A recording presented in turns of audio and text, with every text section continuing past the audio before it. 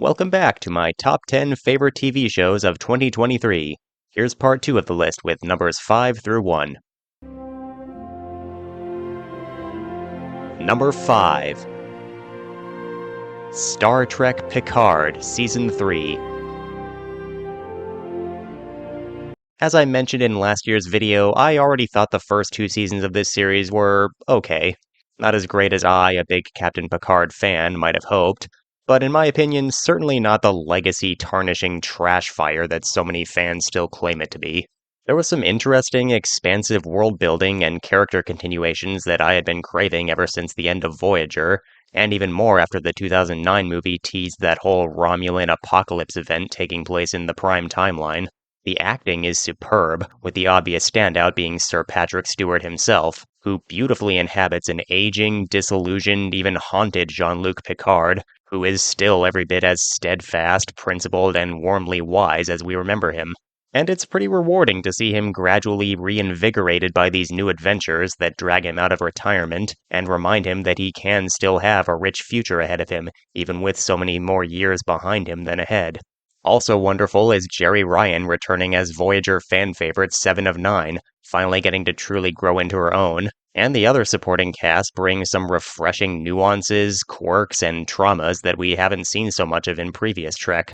Yes, the writing had its pacing and tone issues here and there, parts that you could argue were just plain bad ideas, and contrived continuity nods that were a bit arbitrary and weird sometimes, even when you try to appreciate them from a purely fan service standpoint. But in the end, I thought the first 2 seasons had more than enough overall entertainment value and moments of genuine brilliance to make for an intriguing next chapter in the life of my personal favorite Star Trek captain. That said, in this third and final season, even a lot of the haters of this series came around, not only because the story was probably the most solidly written and exciting of the 3 seasons, but of course because of the returns of Riker, Crusher, Worf, Geordi, Troy, and even Data through means that were pretty contrived after he already died twice, and they even point out in the show that bringing him back again sounds ridiculous, but the results are ultimately too lovable for any viewer with any hint of joy in their soul to care. Data is back, and it's wonderful. Suck it. It was wonderful to see all these characters again, each brought into an already gripping storyline in their own fun and individually fitting ways. A storyline with Federation conspiracies, a compelling throwback to the submarine warfare tension that Balance of Terror and the Wrath of Khan originally championed for Star Trek, a small taste of the all-too underexplored fallout from the Dominion War, and a shocking family legacy upon a shocking family legacy that Picard never knew he had and by the end can never hope to make right without the support of his lifelong friends from the Enterprise D one last time. This was the next generation reunion that many were praying for ever since the first announcement of this series, and admittedly it does at times rely a bit too much on nostalgia baiting, that Moriarty cameo for instance, and Season 3 does still occasionally continue the Picard series' controversial trend of trying to be too dark and subversive for its own good, because that's what prestige TV does, right? Which is why I was both sad and relieved that Reginald Barclay didn't return for this story. As awesome as it would have been to see him again, the dude in all likelihood dodged a bullet. For all the umbrage many can understandably take with any season of this series, I personally think the pros of Picard Season 3 far outweigh the cons. To me, it ultimately served to be for the Next Generation crew what Star Trek VI The Undiscovered Country was for the original Star Trek series crew. A new, exciting blockbuster story in its own right, that lovingly builds upon and advances elements of the franchise's history, and a satisfying send-off to all the main characters, where each gets their own tailor-made moment to shine and grow into their own going forward, all while paving the way for the new guard to boldly go, hopefully even further than these beloved icons have gone before.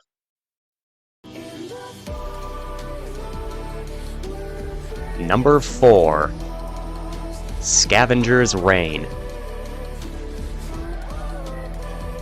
In last year's video, I talked about how much I love the anime Made in Abyss, how it takes the audience on such a wondrous, mysterious, emotional, visceral, and deeply disturbing journey into such a dark, richly realized fantasy world.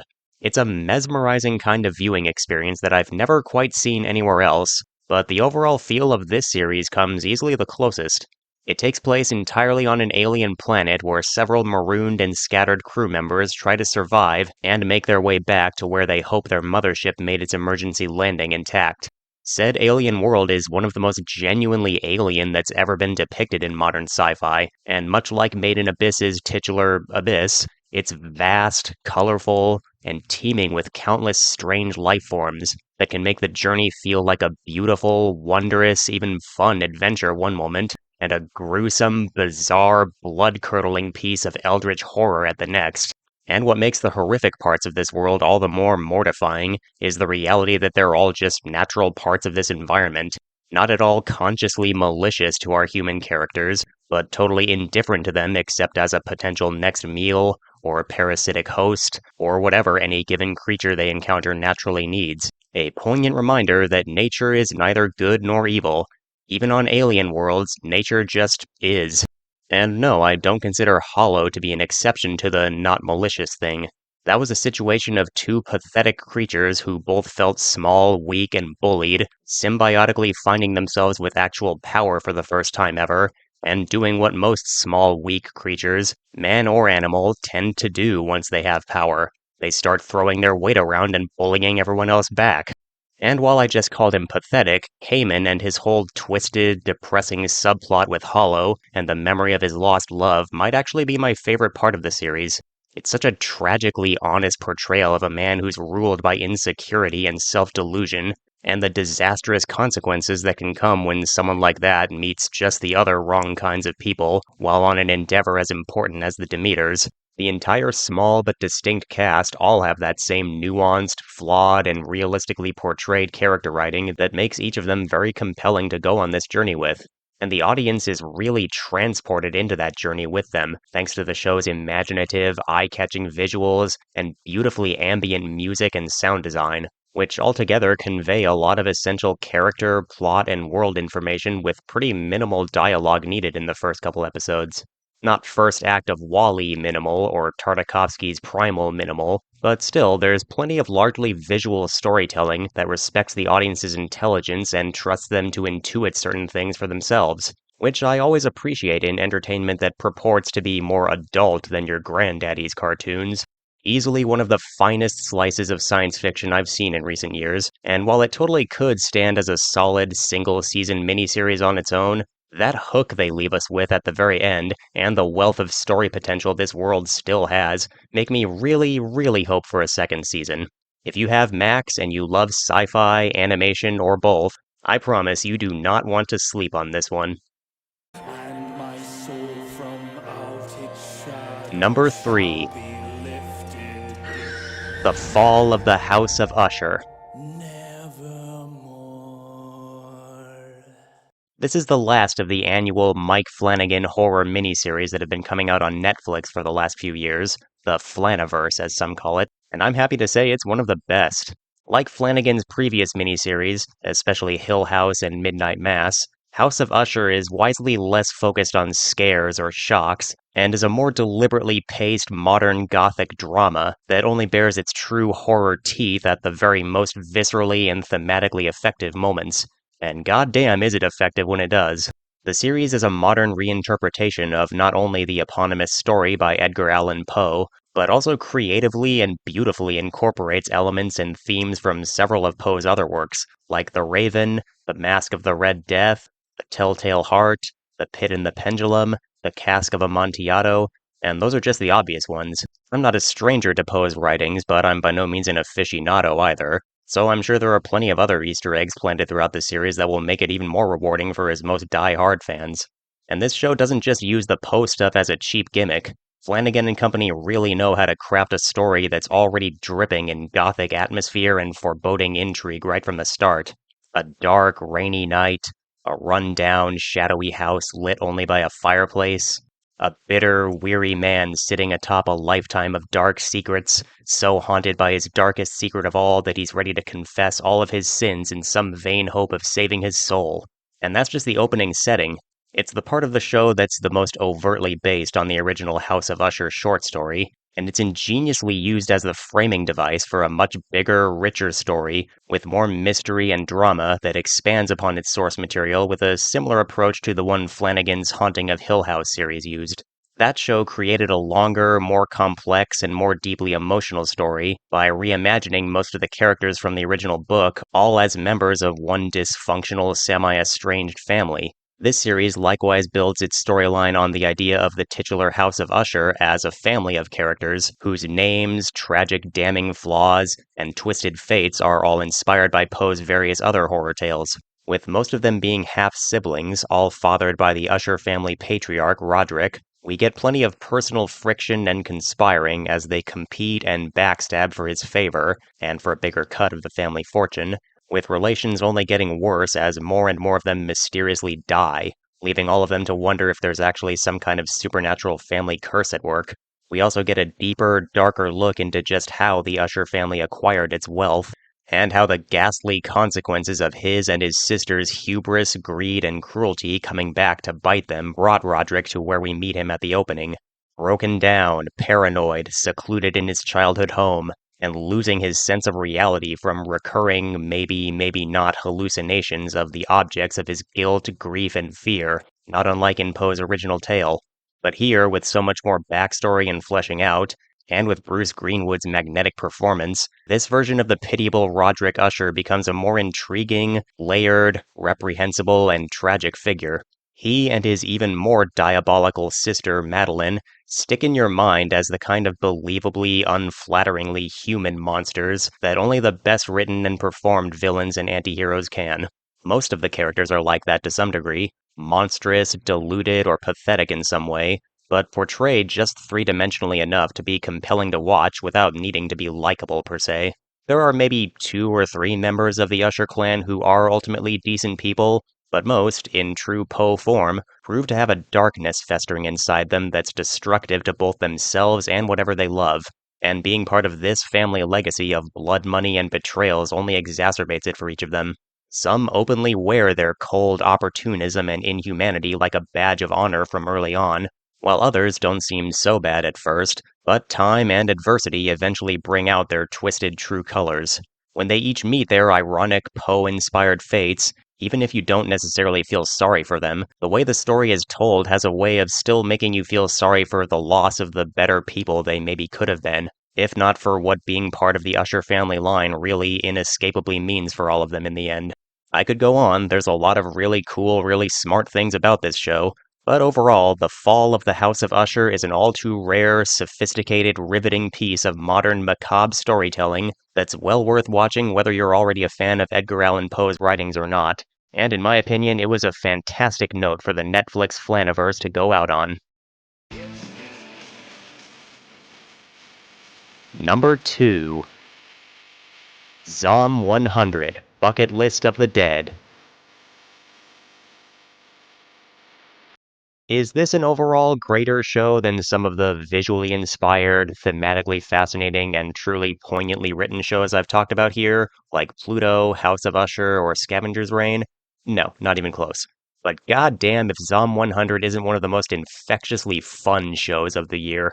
Imagine a scenario not dissimilar to the one in Agretzko, entering your dream job, fresh out of college, full of hope and vigor, only to find yourself faced with the enthusiasm-crushing, life-sucking reality of corporate overlords dumping inhuman workloads, work hours, and work conditions onto you, living a day-to-day life that has no room for actual life, and being expected to just bear with it because, hey, if you pull out of double, triple, even further overtime, someone else will have to pick up the slack, and you don't want to be that inconsiderate asshole, do you? You're supposed to be an adult now. If you're not impossibly overworked and miserable, you're not adulting right. But just when you've resigned yourself to this farcical existence as a hollow worker zombie, you wake up one day and a literal zombie outbreak right out of a George Romero film has hit in real life. Everywhere you look, there's people getting devoured and turned into the grotesque Walking Dead. There's bloodshed, panic, and death. There's no more society as we know it. And wait. There's no reason to go to work anymore! This isn't your dark, grisly, hopeless last day on Earth. It's your explosively colorful, invigorating, joyous first day as a truly free man. That's the glass half full attitude of our everyman hero Akira Tendo, who quickly puts together a bucket list of all the things he wants to do with however much time he's got left in this world of the flesh-eating undead. Entire days of chill drinking and gaming he never had time for until now, the sights he wants to go on the road and see, the silly whims and childish fantasies that most people never seriously consider doing in polite society, reconnecting with the close friends and family that he drifted away from as he sank deeper and deeper into his suffocating work life, reenacting Junji Ito's Gyo. Okay, his bucket list didn't specifically include fighting a literal land shark, but he rolls with it, and it's a hell of a lot of fun. The main characters in this series are incredibly likable, funny, relatable, and always just chock full of life. Not only super fun to watch, but also embodying the whole heart of the show. Even in the middle of a horrifying zombie apocalypse, they always carry that infectious optimism and spirit of fuck any doubts or limits imposed on you by society, family, current events, or even your own maybe too realistic thinking. You only get one life, so take it into your own hands and live it any and every way you want to. Or get eaten by zombies trying. But hey, even then, at least you die trying to do what actually gives you fulfillment rather than living in worker drone purgatory.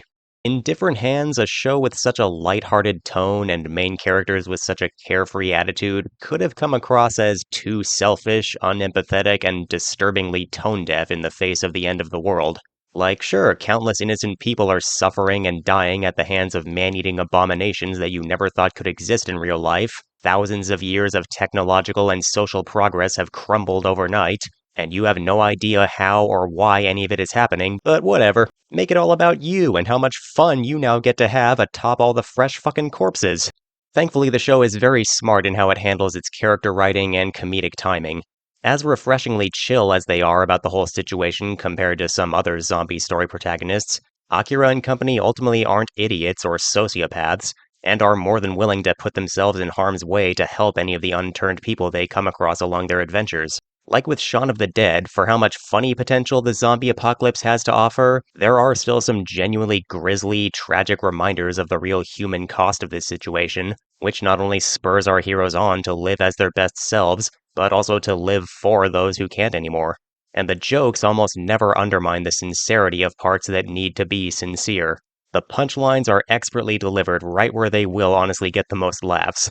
And the final third of the arc gives us antagonists that serve as that exact darker reflection of our heroes, and how they could have come across if they were selfish narcissists in the face of the apocalypse, using it as an excuse to act on their most petty and sadistic nature, and make others suffer for their own insecurities, grudges, and need for validation for how poorly they live their own lives, but still refuse to blame anyone but themselves for any of it. It's brilliantly done and endlessly entertaining all the way.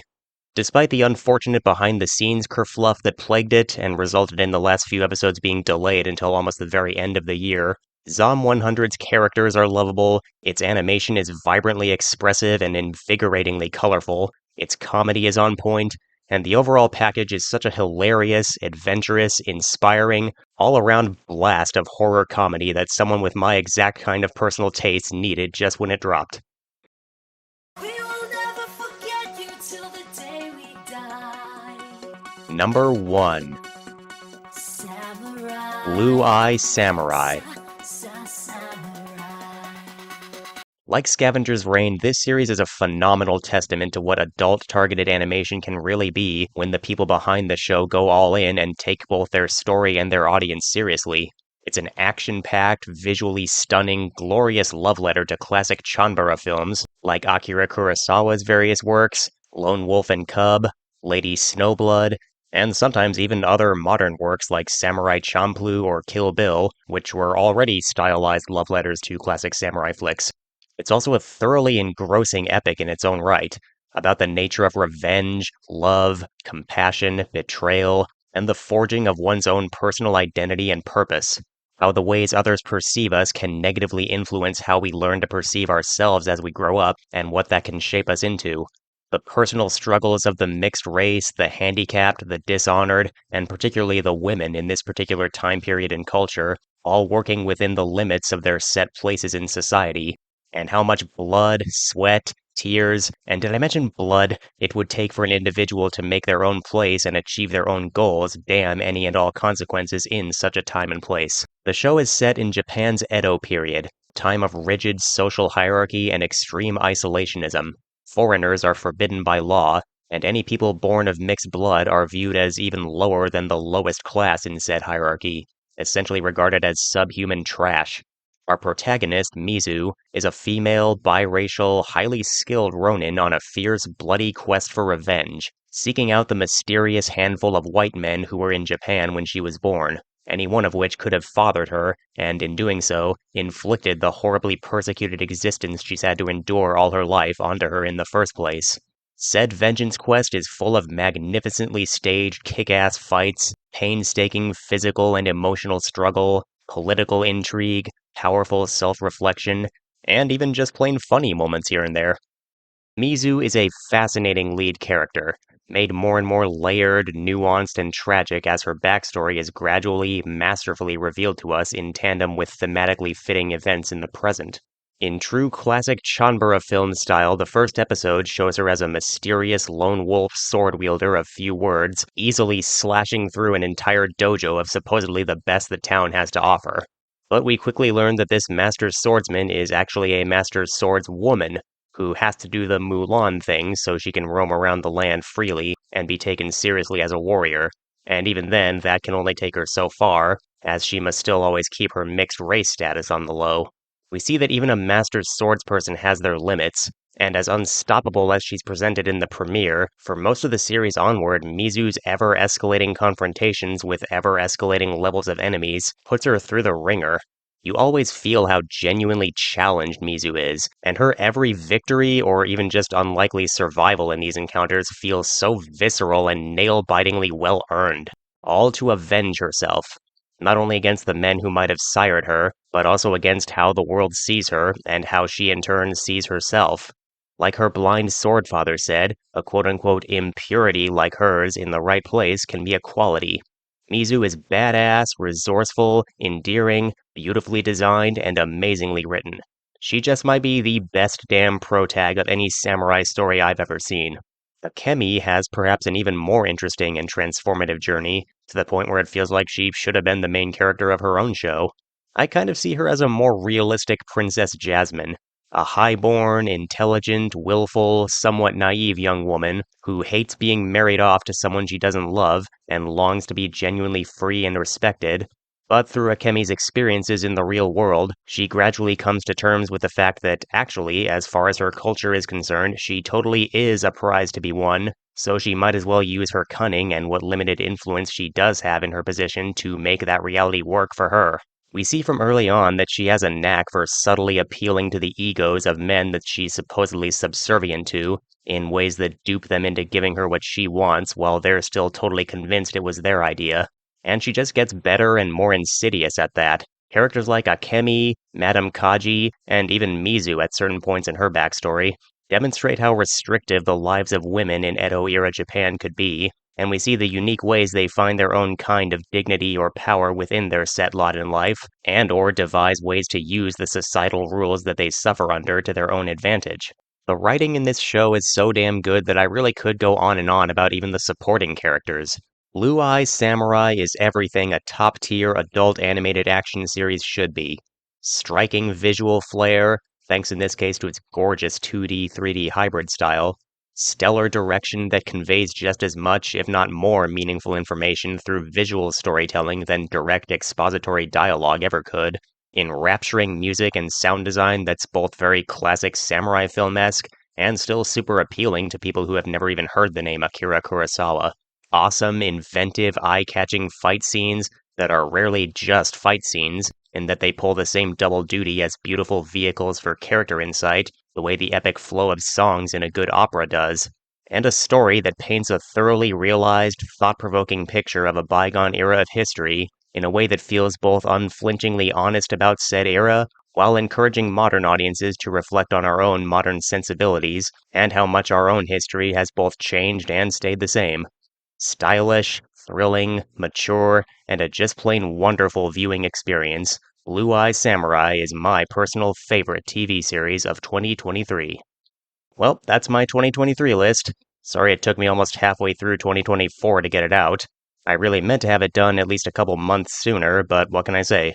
I've been busy, life has been, lifey, and video editing takes for fucking ever. In any case, what were your favorites of the year? What did you think of my list? Should I do this again next year? By all means, let me know in the comments.